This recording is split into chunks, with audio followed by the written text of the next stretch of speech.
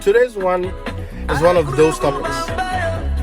If you're one of those people who would feel it's personal, I'm sorry, it has nothing to do with your church or how you're managing your pastoralship. John chapter 1, verse 10, I read, showed up yet rejected.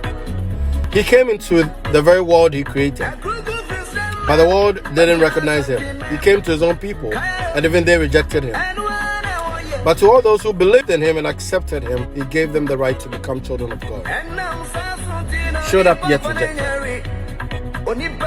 Father, for your word's sake, we thank you for this clarity. We thank you for this enlightenment. Illuminate us as we share your word, and let it happen that whatever we discuss this day will be a blessing unto many, and many lives will be changed, and many hearts will be also receptive unto your word. Thank you. In the name of Yeshua Mashiach, we have prayed. Amen. Showed up yet rejected. I read a scripture to you today.